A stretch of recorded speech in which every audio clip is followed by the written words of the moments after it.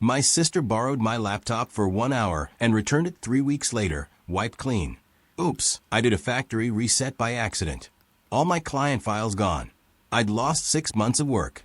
Relax, it's just a computer, Mom said. So, I smiled and hired a data recovery specialist and a lawyer. When the lawsuit for lost business revenue was served, my name is Adam. I'm 31, the one who's usually in charge, and I design buildings for a living. Not the glamorous part, the part where you live in CAD files and red lines, where one wrong layer can turn a clean plan into a client screaming at you on a call. I'm an architect and project engineer in Seattle. I work hybrid for a firm, but a lot of my real money comes from side clients, small developers, remodels. One guy who flips triplexes and thinks ASAP is a personality trait. My laptop is basically my office.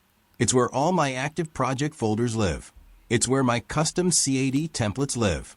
It's where I keep 6 months of emails and RFIs. And hey, can you just tweak this one thing requests? And yes, I know use backups. I do, just not the way I should have. My sister, Kelsey, has never had a real sense of consequences. She's 26.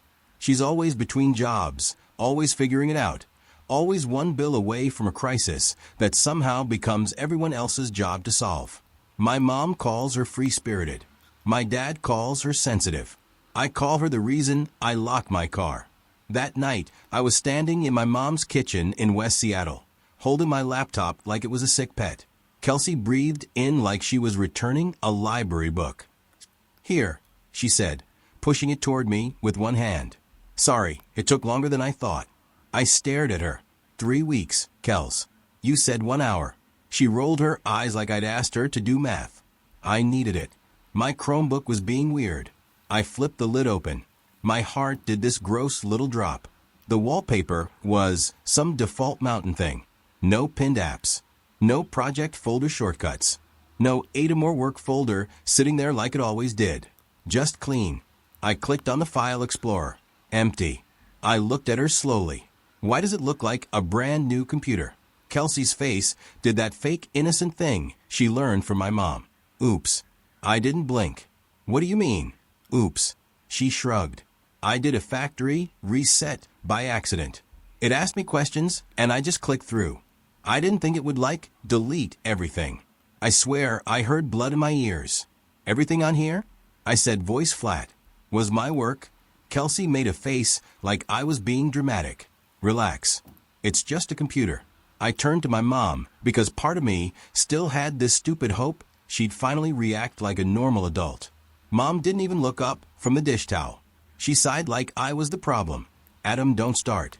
She said it was an accident. I stared at my wiped laptop. Then I stared at my sister, who was already scrolling her phone. Then my mom added, calm as anything. You're always so intense about your little drawings. My little drawings. 6 months of client files. Deadlines, invoices, permits, all living on that just a computer. I felt my mouth pull into something that looked like a smile. Not because it was funny, because I realized something. They weren't going to help. They weren't going to be sorry. They were going to minimize this until I shut up and swallowed it like I always did. So I nodded. I said, okay. And I picked up my laptop like it was made of glass. Kelsey smirked like she'd won. Mom went back to folding towels. I walked out, got in my car, and sat there in the dark with my hands on the steering wheel. My phone buzzed. A client email popped up. Hey, Adam, any update on the revised set? We need to submit by Friday. Friday. I looked down at my dead clean laptop. And in that moment, I didn't feel sad. I felt cold because if my own family could shrug off, wiping out my livelihood, then they were not family in the way they wanted to be treated. They were just people who thought they could take from me without paying. And I was done being their free resource. Kelsey has been borrowing my stuff since we were kids. Not in a normal sibling way, in a take it, break it, shrug. And somehow, I'm the bad guy for being upset way. When we were teenagers, she used my bike, left it unlocked, and it got stolen. Mom said it's just a bike. Don't be materialistic. When I bought my first real set of tools after college, Kelsey borrowed my drill for a weekend and returned it with a weird smell and a cracked casing. Dad said, well, you know how she is. When she ran up her credit card in her early 20s and couldn't pay rent, guess who got the call? Me, Adam. Mom said like she was asking for a small favor. Your sister's in a tough spot. You have savings. I did have savings because I'm the guy who budgets. The guy who doesn't buy random stuff. The guy who thinks ahead. So I paid not forever just to stabilize her. That's the story I told myself every time. Stabilize her. She'll get on her feet. She just needs a little help. But a little help turned into a pattern. And the pattern turned into an expectation. Kelsey would call, or Mom would call on her behalf. It always came with soft language and guilt. You're the oldest. You're so good with money. She's struggling. She's your sister. Meanwhile, Kelsey never changed. She just got better at acting helpless. The worst part is I wasn't even doing amazing. I was doing okay. Seattle is expensive. My rent isn't cute. My student loans weren't cute either. I was hustling side work because my firm's salary was solid, but not by a house in Seattle solid. Side work is how I got ahead. That's what made the laptop thing so insane. My laptop wasn't a luxury. It was my tool, my income, my safety net. I was careful with it. I didn't even let coworkers touch it unless I was right there. But the week Kelsey asked, I was distracted. I was slammed. 3 projects were stacked on top of each other like a bad Jenga tower. A small commercial tenant improvement. Client wanted revisions every 2 days. A residential remodel where the homeowner kept changing their mind about everything. A permit set for a duplex conversion that had to be submitted by the end of the month or the developer lost financing. I was working late, living off coffee, and my brain was basically just a spinning wheel. Kelsey showed up at my apartment unannounced. She did that thing where she acts like we're close when she needs something. Hey, she said, stepping over my shoes in the entryway. Quick question. I didn't even turn around from my desk.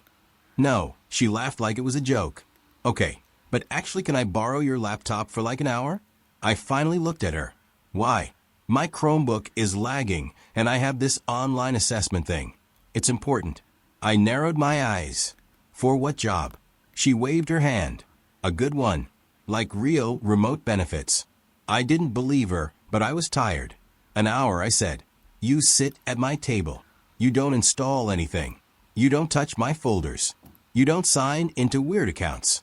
And you do not reset anything. Kelsey put her hand to her chest like I'd insulted her. Oh my God, Adam.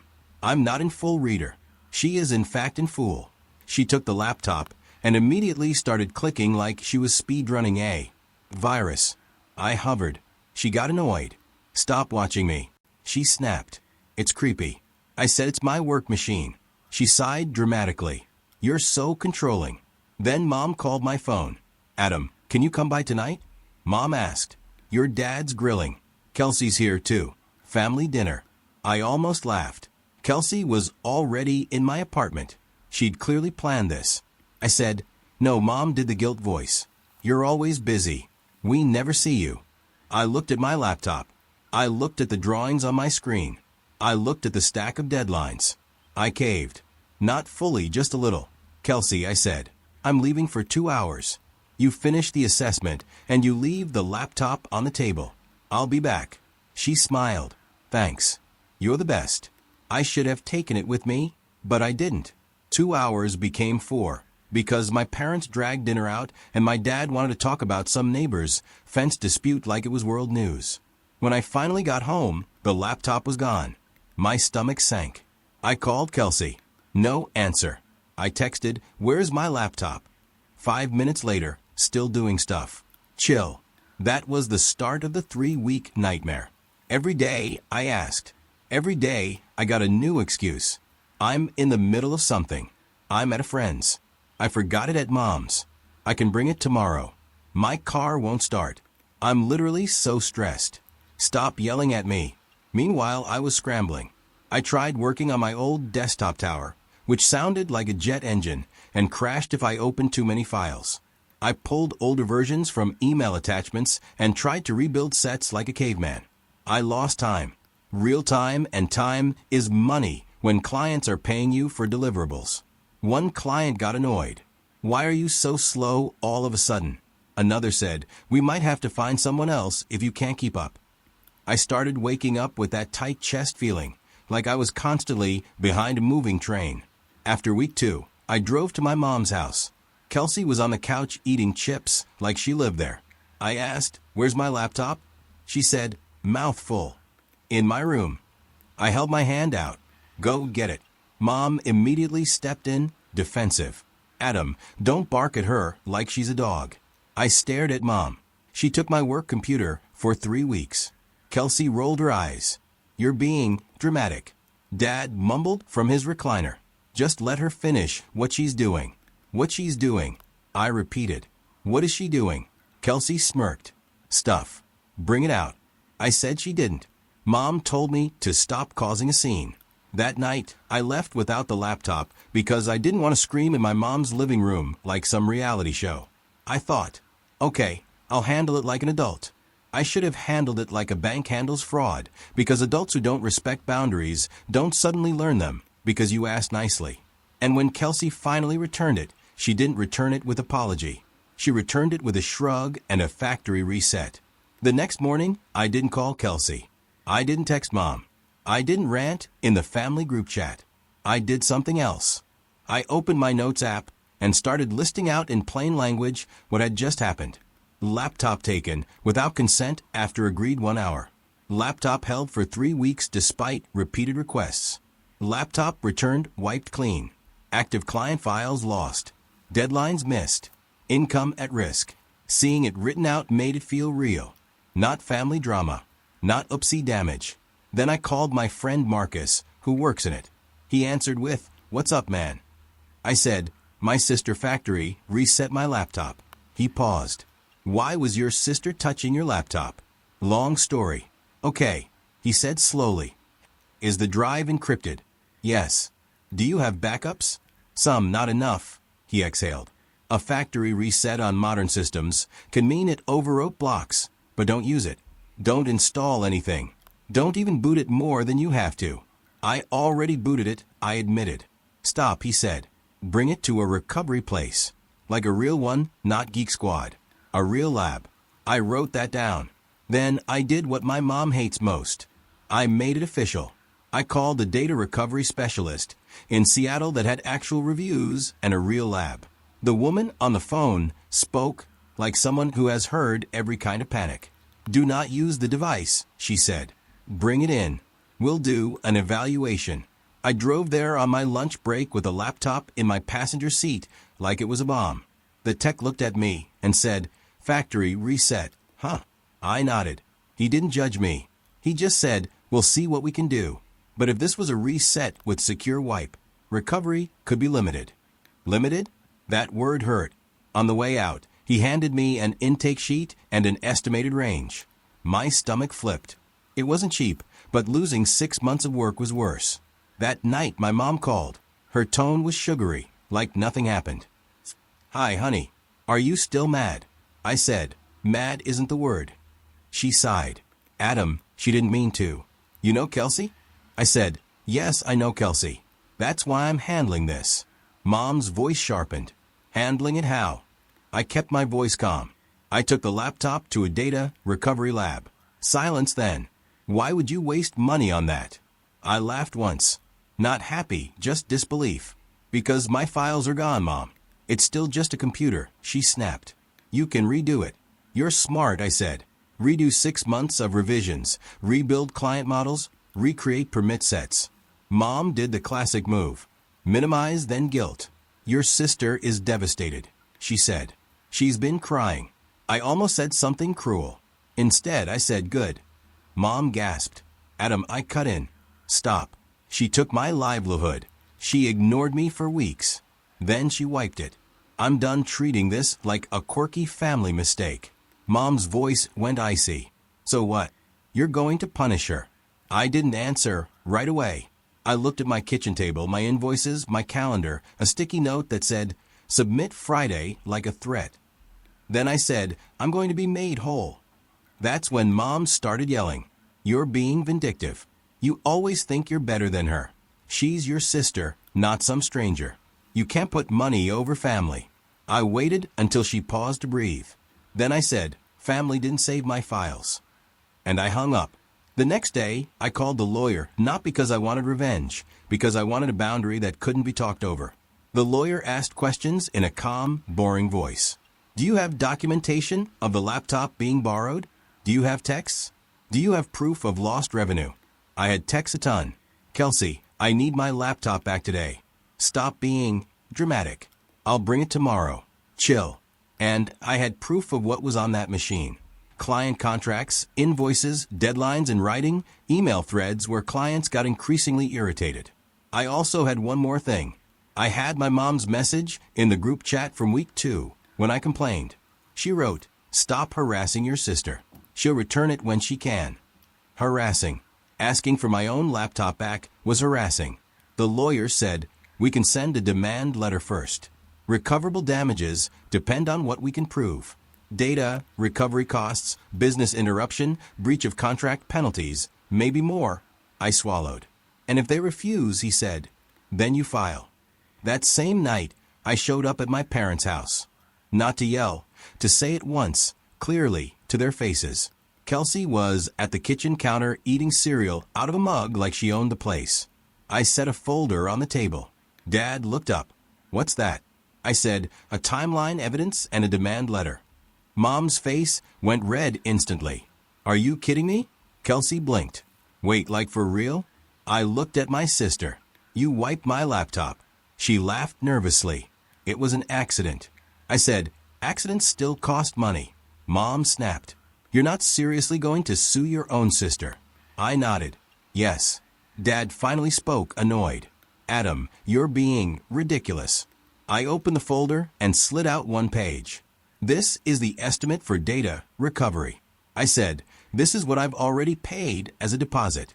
Kelsey's eyes widened. "That's insane." I said, "So is losing 6 months of client work." Mom leaned forward, angry. "You're doing this to hurt her." "No," I said, voice steady. "I'm doing this because you taught her she can hurt me and you'll still defend her." Kelsey scoffed. "Oh my God, you're so dramatic." Then I said the one sentence that made the room go quiet. "I'm not asking. I'm informing you." I put the demand letter on the table. Mom grabbed it like it burned her fingers. She skimmed, then looked up with pure rage. "You can't do this." I said, "Watch me." And I walked out. 2 days later, my lawyer filed. A week after that, the papers were served. And that's when my phone started exploding. The day the lawsuit got served, I was at my desk at work, trying to pretend I was a normal employee and not a guy quietly falling apart. My phone lit up. Mom. Dad. Kelsey. Mom again. Unknown number. I let it ring. Then a text popped up from my sister. "What is wrong with you?" I stared at it for a full 10 seconds. Then another message. "They served me at my job in front of everyone." I pictured it instantly. Kelsey's new real job, temporary admin gig, no benefits because, of course, a process server walking in, her coworkers watching, her face going pale, and I felt nothing. Not joy, not guilt, just a quiet, flat sense of consequences finally showed up. Mom called again. I answered this time. She didn't even say hello. How could you humiliate her like that? I said I didn't. She did. Mom started crying on command like she was auditioning. "She's so embarrassed, Adam. She's having a panic attack." I said, "I'm having a financial one." Mom snapped back. "Your sister doesn't have money." I kept my voice calm. Then she shouldn't destroy things that cost money. Dad got on the line, voice low and threatening. "You're tearing this family apart." I laughed short and bitter. "No, you just don't like that I'm not absorbing the damage anymore." Then Kelsey grabbed the phone. "Adam, you're ruining my life." I said, "You ruined my work." She yelled. "It was a mistake." I said, "Keeping my laptop for 3 weeks wasn't a mistake. Resetting it without asking wasn't a mistake. You just assumed it would be fine because Mom would protect you." Kelsey's voice went sharp. "You're doing this because you hate me." I paused. Then I said, "Honestly, I don't hate you. I just don't trust you, and I'm done paying for your choices." She started sobbing. Mom started yelling in the background. Dad said, "We'll talk about this like adults." I said, "We are. My lawyer will talk to yours." And I hung up. Here's the part people don't talk about with this kind of thing. Even when you feel justified, it still messes with you. I slept like trash for a week. Every time my phone buzzed, my stomach tightened. I'd be drafting something for a client and suddenly remember a folder that used to exist. A model I'd built from scratch. A detail library I'd refined over years. Gone. The data recovery lab called with an update. The text sounded careful. We got some of it. My chest tightened. How much is some? He said, we recovered fragments, older versions. A lot of files are corrupted. Some are intact enough that you're not starting from zero. But it's not a full restore. I sat down in my car because my legs went weak. Not a full restore, but not zero. I drove home and opened the recovered drive they gave me. It was like sifting through a burned house and finding a few photo albums.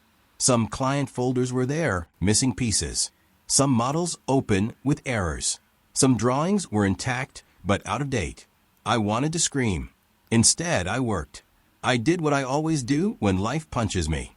I grind. I emailed clients with blunt honesty. An equipment failure caused data loss. We recovered partial files. I'm rebuilding deliverables. Here is the revised schedule. Some clients were sympathetic. Some were not. One developer sent back, "That's not my problem, Adam. I have investors." Another said, "If you miss this deadline, we'll have to replace you." I ate a penalty on one contract. Straight up, it hurt, but it was documented. And that documentation went straight into my case file. My lawyer was boring and relentless. He asked for numbers, not feelings. What work was lost? What income was delayed? What penalties were paid? What did recovery cost? What could I prove? And that's the key. Feelings don't win in court. Evidence does. Kelsey tried to play victim in mediation. She told her version like she was the main character. I didn't know it would delete anything. He never told me. He's always been controlling with his stuff. He cares more about money than people. Her lawyer nodded like that was a defense. Then my lawyer slid a print out across the table.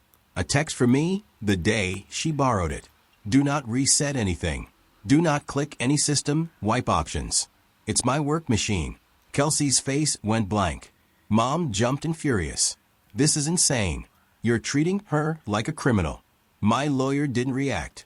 He just said, the damages are documented. The demand is clear. We can settle today or proceed. That's when my dad finally looked scared. Because here's the thing. My parents weren't actually mad about family. They were mad about control. They were mad that my sister's, was now a legal problem. They kept trying to guilt me into dropping it. Mom said, if you loved us, you'd stop. Dad said, you're making us look bad. Kelsey said, I'll never forgive you. And I kept saying the same thing. I'm not doing this to punish. I'm doing this because my work has value. Eventually, they offered settlement, not the full amount I'd lost. They couldn't. Kelsey didn't have it, but it covered the data recovery bill, the contract penalty I paid, and a chunk of lost revenue. It also included a repayment plan, auto pay on paper, signed. Kelsey looked at me like I was a monster. Mom looked at me like I was dead to her. Dad looked tired. I signed, not because I felt good, because I was done letting this kind of damage vanish into family. After that, things got quieter. Kelsey stopped calling me unless it was to complain about money. Mom started doing cold, polite texts. Holiday stuff. We're having dinner at 6 o'clock if you want. No apology. No accountability. Just pretending the whole thing was an overreaction. I'd eventually outgrow. I didn't go. I bought a new workstation. I set up real backups. Cloud plus external plus versioning. I learned my lesson the hard way. And I started treating my work like what it was. My livelihood, not a toy my family could borrow and break. A few months later, I ran into my mom at a grocery store. Seattle has this way of making you see people when you least want to. She was in the produce aisle holding avocados, like she was deciding the fate of the world. She saw me first, her face tightened. Then she did the thing she always does, act like I'm the unreasonable one. So she said, you still doing all that lawsuit stuff? I blinked. It's done. She sniffed. Kelsey's paying, you know. I said, that was the point. Mom frowned. You could have handled it privately. I looked at her for a second, then said, I tried. Mom opened her mouth, ready to argue, but I kept going. You taught her that sorry erases damage, I said. You taught her that if she cries, you'll protect her from consequences. And you taught me that I'm supposed to absorb it to keep the peace. Mom's eyes narrowed. We're family. I nodded. Exactly, and family shouldn't treat my work like it's disposable. She looked offended, like I'd insulted her religion. Then she said cold and quiet, You've changed. I didn't deny it. I had to, I said. Then I grabbed my basket and walked away. And for the first time in a long time, I didn't feel guilty. Here's the moral, plain and simple. If someone can destroy your livelihood and call it just a computer, they don't respect you. If someone tells you to relax when you're bleeding, they're not peace. They're pressure. And if your boundaries only exist when you're calm, you don't actually have boundaries. You have wishes. I loved my family for years in a way that looked like giving and forgiving and swallowing it. All that did was teach them I was safe to use. So yeah, I smiled and I hired a data recovery specialist and a lawyer. Not because I wanted to win, because I wanted to stop losing. And I did. This story is about the moment you realize family has become code for someone who expects access to you. Adam isn't trying to win. He's worn down from being treated as the default fixer. The laptop wasn't the only issue. It was the moment his work, time, and stability were dismissed as not a big deal. The lesson is simple. Being related to someone doesn't give them permission to damage your livelihood. Minimizing harm doesn't keep peace. It just shifts the cost onto the person who's responsible. When people avoid consequences, the pattern usually continues. Adam didn't escalate with drama. He documented what happened, used proper channels, and set a boundary that couldn't be argued.